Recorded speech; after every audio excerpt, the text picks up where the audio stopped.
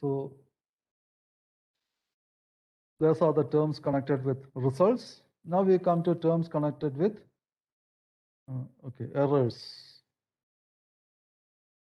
Okay, so now we come to very more practical. So far the terms were all very much philosophical.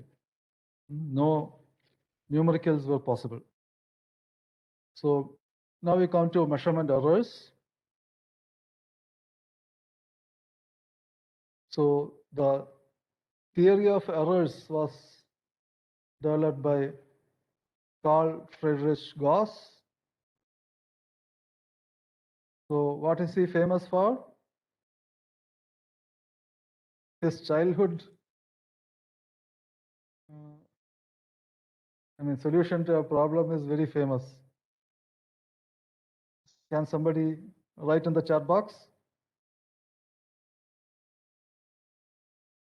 So I will give some marks for participation for writing the answers in the chat box. Okay.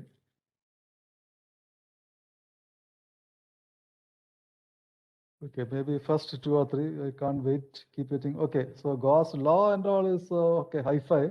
But my question was about his discovery as a child. So that I think Prasad Ingale has told correctly. It is so the teacher wanted to give a big problem to the class and sleep. So he asked the students to add up the numbers from 1 to 100. And he was about to go to sleep after writing the question on the board. And then he found that Gauss was not doing anything. So he asked Gauss, what happened? Why are you not attempting the problem? He said, I have already completed the problem. And then he gave the right answer. So that is why he is famous. So Gauss has written a book on errors. Okay, his various contributions are there: algebra, the fundamental theorem, astronomy, predicted, I don't remember, this is errors or magnetism, etc. And this is the book in which is related to metrology, classics in applied mathematics. The title of the book is Theory of the Combination of Observations Least Subject to Errors. So this is how we calculated. So because when you are making astronomical measurements, there will always be some errors. So there will be some discrepancy, some variability in the path of the planets or heavenly bodies that you calculate. So how much will be the variation? So that is how they started this theory of errors.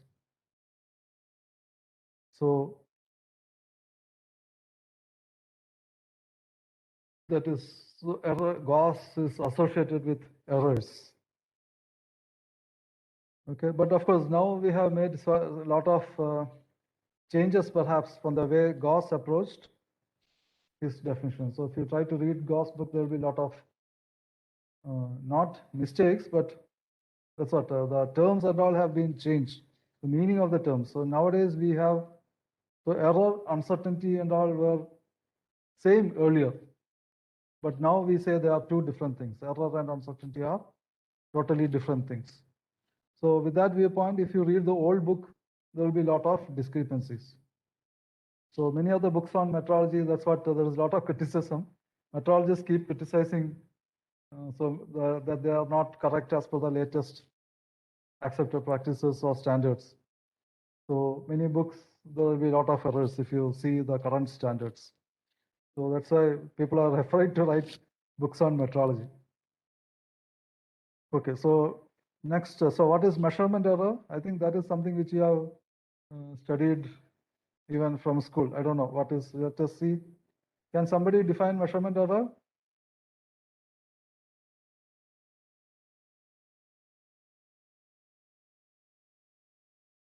You can write in the chat box, or you can speak out also, no problem.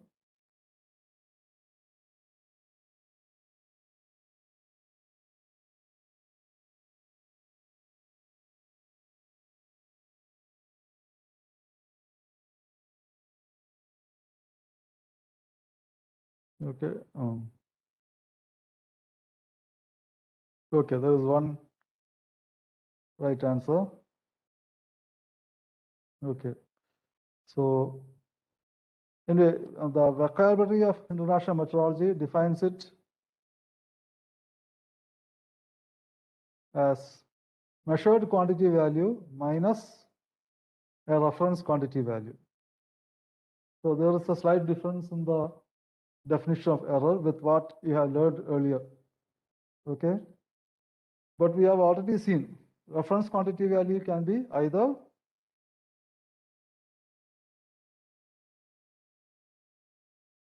a true quantity value or a conventional quantity value. So measured quantity value minus a true quantity value is also was the old definition of measurement error, but currently it is defined as measured quantity value minus a reference quantity value. So it is, if we don't say it as the difference between, because the sign is important. Measurement error has a sign. It can be positive error or negative error. So that's why it is defined as measured quantity value minus a reference quantity value. So the concept of measurement error can be used both when there is a single reference quantity value to refer to. It occurs if a calibration is made by means of a measurement standard with a measured quantity value having a negligible measurement uncertainty, or if a conventional quantity value is given in which the measurement error is known, and if a measurement is supposed to be represented by a unique true quantity value or a set of true quantity values of negligible range in which the measurement error is not known.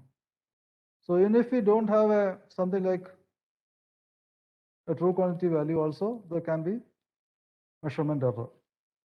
So the true quantity value can be represented by one unique true quantity value or set of true quantity values of negligible range. Okay, so that is, these are some explanations. So don't bother about the notes, just understand the notes, go through the VIM site or book and see, read through the notes and all.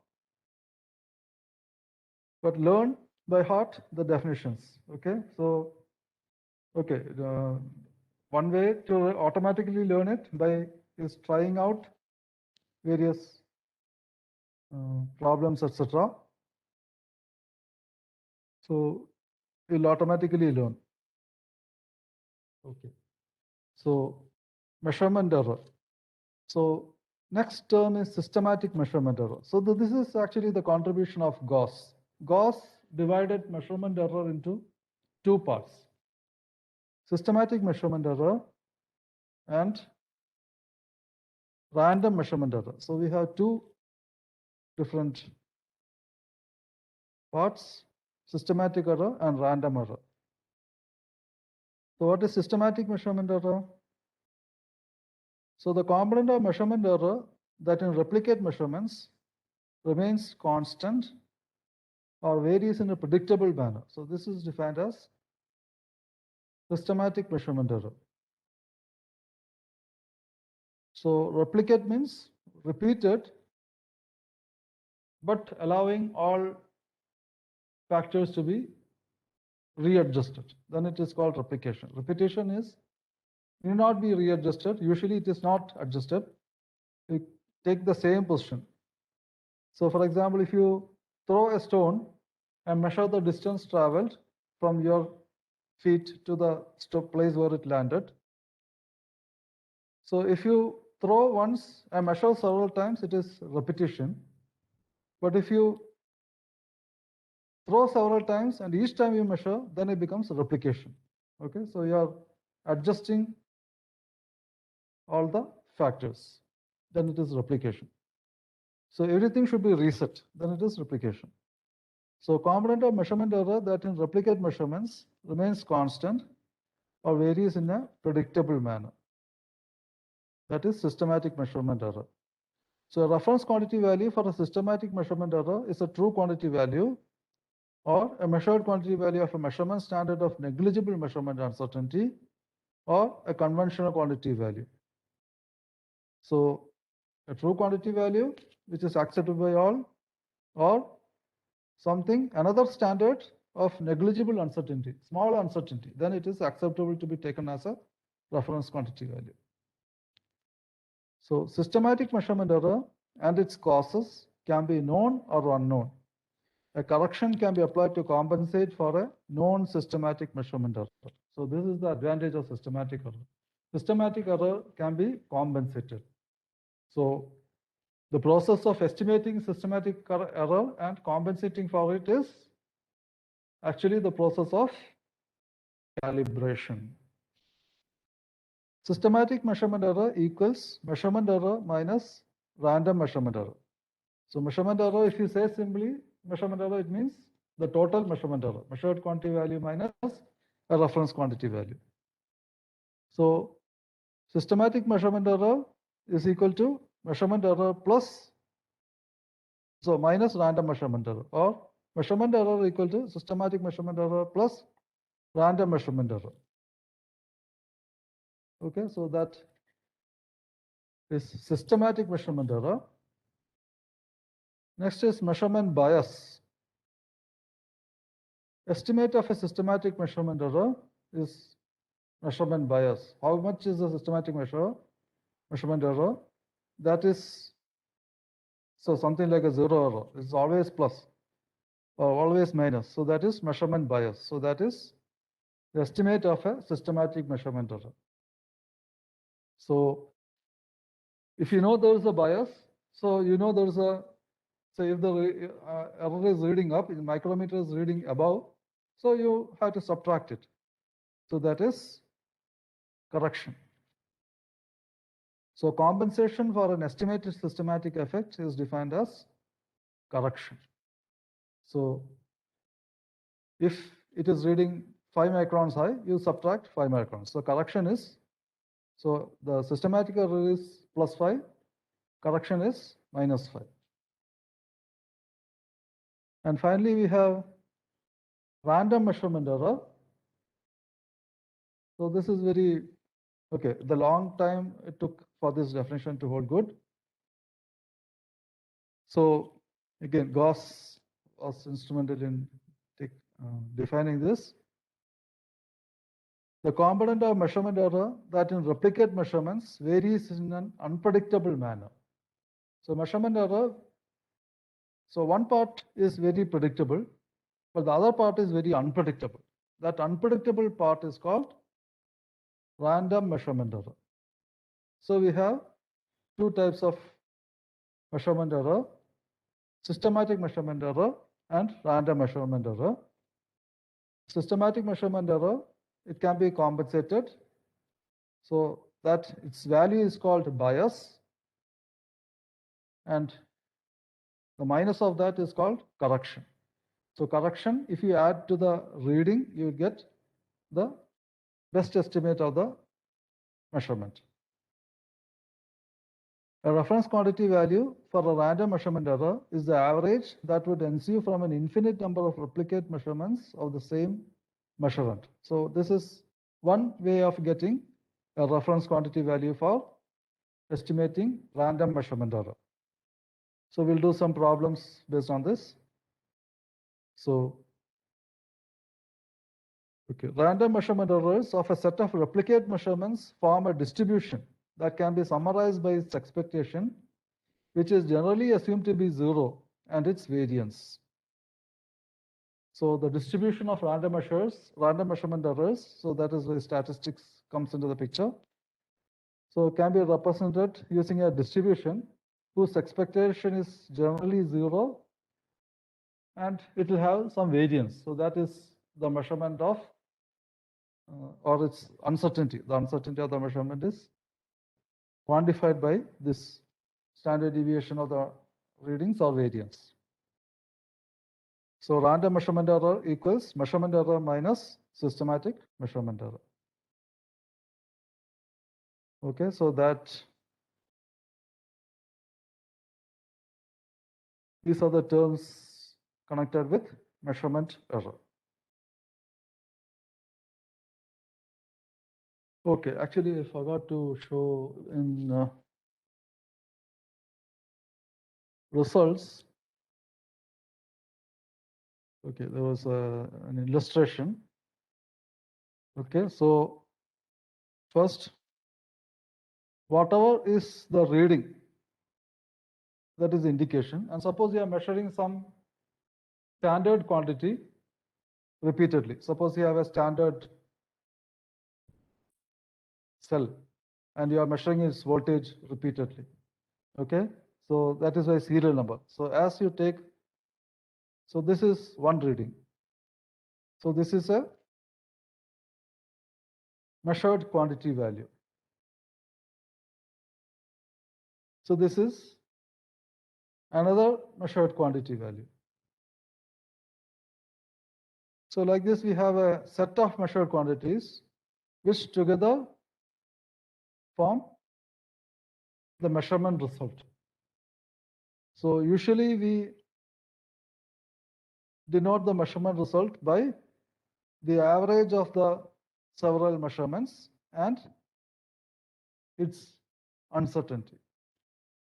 Okay, so the spread of the measurements. So that is the measurement result. So we have defined that in the previous class. Okay, in this first session, first part. So now these may be either true quantity values, or we can have compare this with conventional quantity values. Both together, they are reference quantity values, and of course, first we say, okay, these are the different quantity values. So we had seen what is a measured quantity value, what is a true quantity value, what is a conventional quantity value, what is a reference quantity value. Next, we come to the portion in errors.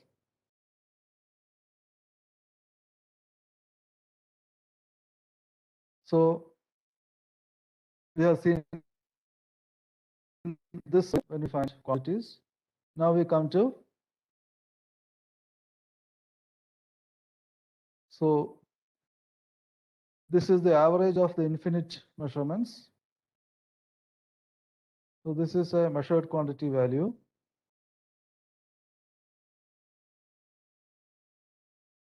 So the difference between a measured quantity value and a reference quantity value is error or measurement error. Since it is understood, I'm omitting error, measurement error.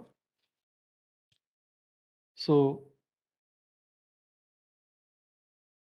next is, okay, so the average of all these readings with respect to the reference quantity value, how much is different? That is, so this is constant over all the readings. So that is the systematic measurement error. So this is total measurement error. This is systematic error. And total error, or simply error means total error, minus systematic error will be random error. Okay, so each reading will have a different random error, but error is also different. But systematic error remains same. Systematic error is the same, but random error keeps changing. Okay, so this is an illustration of the different types of errors. So any question on this? All clear? Please ask your questions or doubts if any.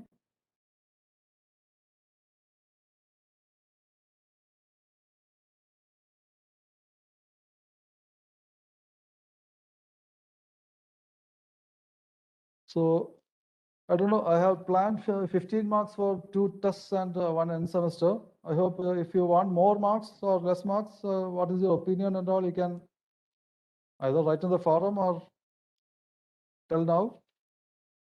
So some problems on error will be doing next. I don't know whether we have time to Okay, just attend this as homework.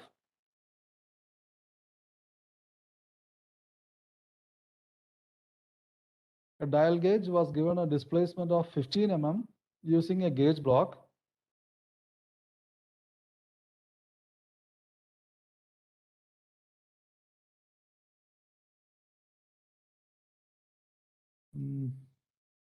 Okay, that's the question. Is it possible to have random error in all observations? Definitely there will be random error in every observation.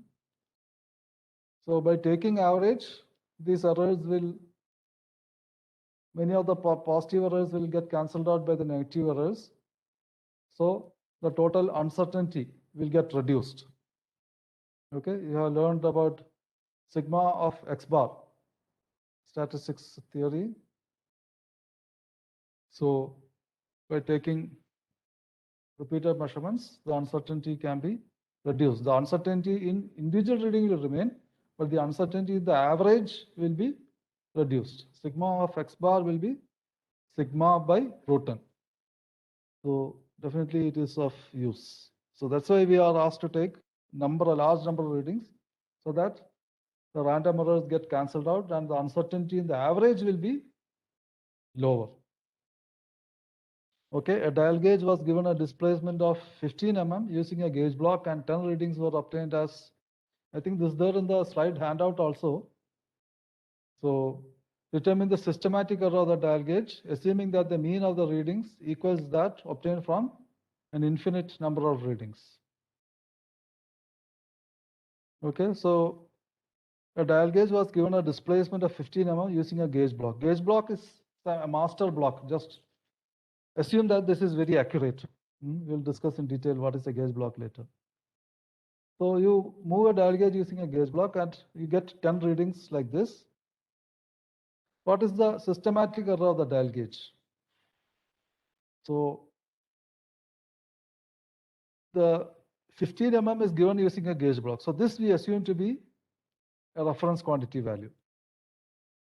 So we have the average of this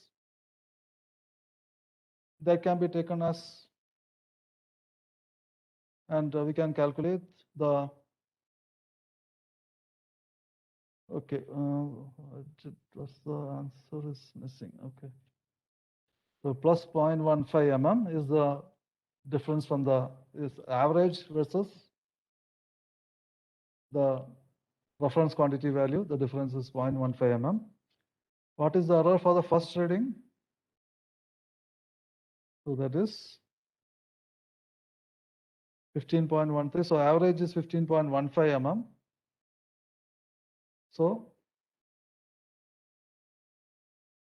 the error is 0.15 mm. Error for the first reading is plus 0.13 mm. Random error for the first reading is, so total error is plus 0.15. So total error is plus 0.13. So systematic error will be, this was the systematic error. Okay, so random error will be total error minus systematic error. So total error is 0.13, or simply error is 0.13, minus systematic error is the random error. Okay. And suppose this gauge was used to measure another displacement and the reading was 10.18 mm. Determine the corrected reading, assuming the systematic error remains constant.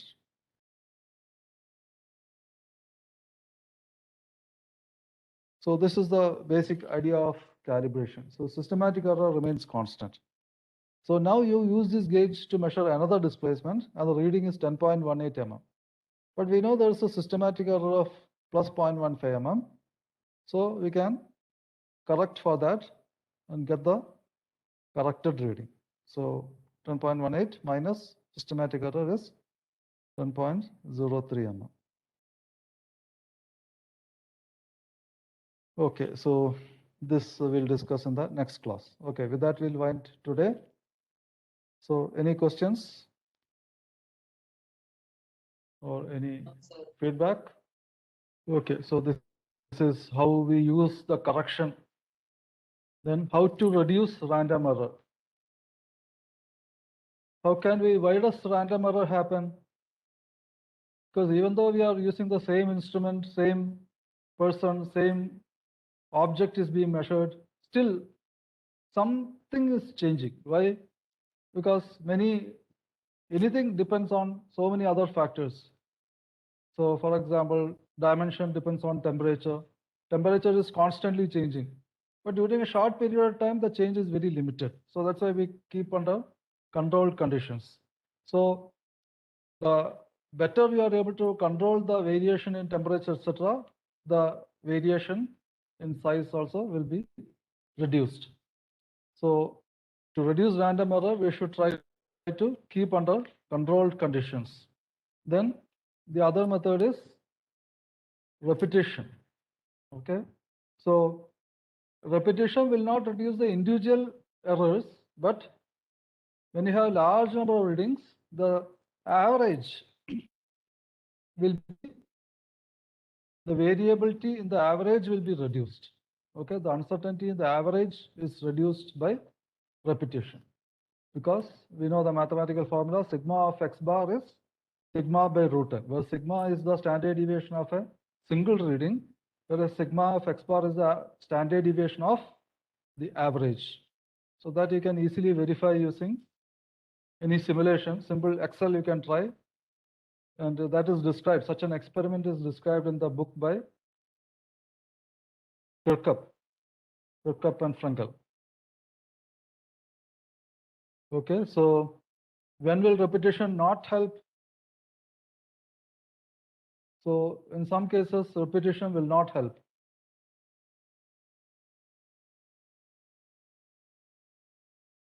Can somebody tell? You can write in the chat box, or you can unmute and speak also, no problem. Which are the cases where repetition will not help to reduce random error? Okay, it is not so simple. So one of the assumptions that when you say sigma of x bar equals sigma by root n is that the readings should be independent. Then only that much reduction will be there. But when the readings are correlated, then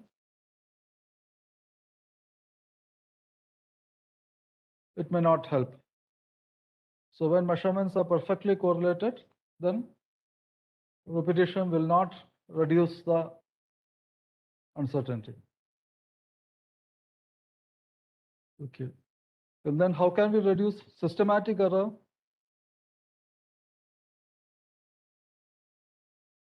So systematic error can be reduced only by specific information.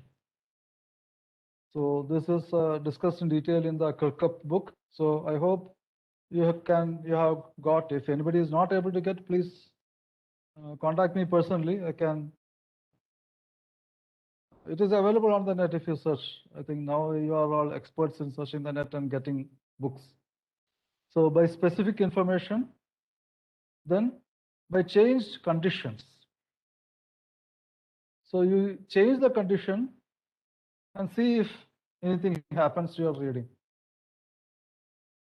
So that way you can detect systematic error.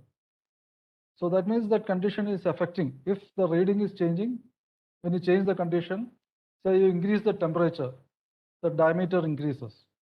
So then we understand, okay, there is a systematic error. So temperature has some effect on dimension. So see Kirkup chapter 6. So those who want good marks, please read this. The book by Kirkup I mentioned earlier. So chapter 6 there's a lot of discussion on this.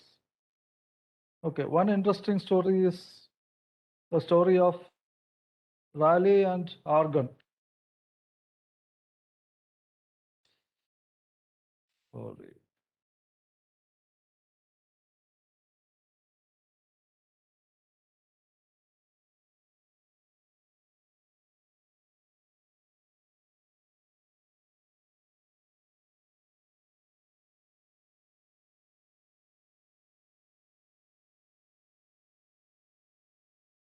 Okay, it is here.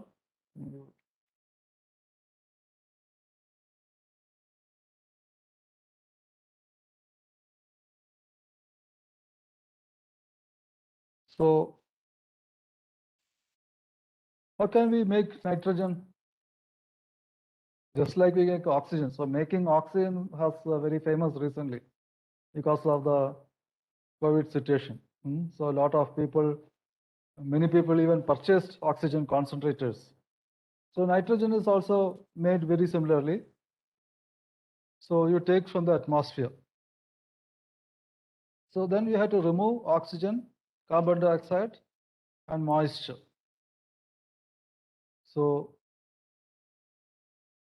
then what is left should be solely nitrogen. Of course, at that time, when Rayleigh was doing his experiments, they didn't know of any other gas in the atmosphere. So this was one method of producing nitrogen, and we should get around 80% nitrogen.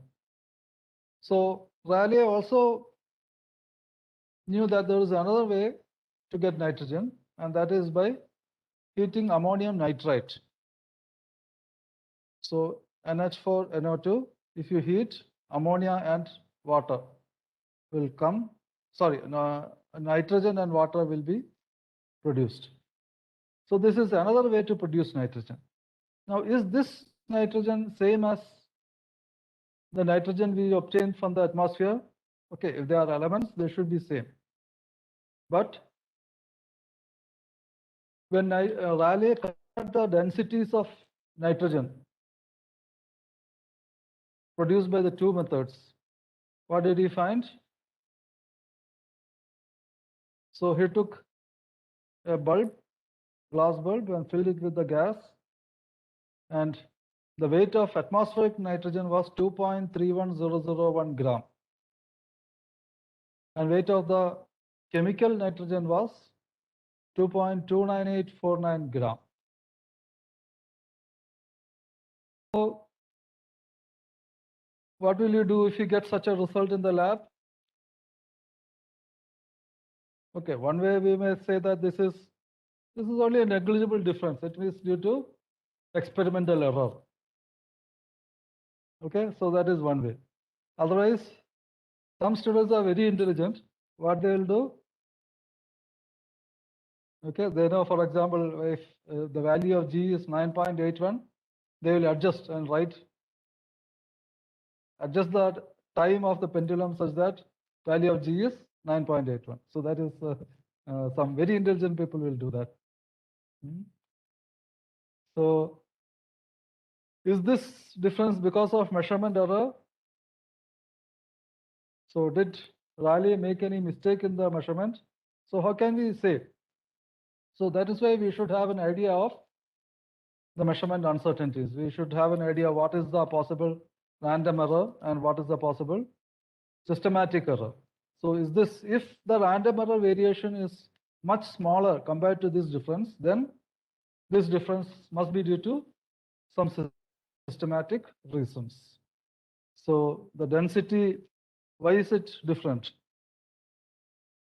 So this had been observed by some other people also, but they did not proceed further. They left it to experimental error. But Rayleigh knew that his equipment, he was doing it so carefully, it cannot be without reason. So finally, he concluded that nitrogen from the air contains some hitherto unknown gas. So the air you take from the atmosphere, it is not pure. The nitrogen you take from the atmosphere, after removing oxygen, water vapor, carbon dioxide, that is not pure nitrogen. There was something more. So that was identified as argon later. And later, similar various other gases also all in atmosphere they were discovered, the family of rare gases. Okay. So what is the lesson learned? So Rayleigh was put on the trail of argon because he used more than one method to measure the density of nitrogen. So that is one technique to compare. So measure using two different methods. If they are not tallying, then there is some problem in your measurement. So that is one principle of measurement, metrology, to reduce measurement error. Try to measure with two different methods. And if there is a discrepancy, there should be something. So we have to identify that, the reasons for that. So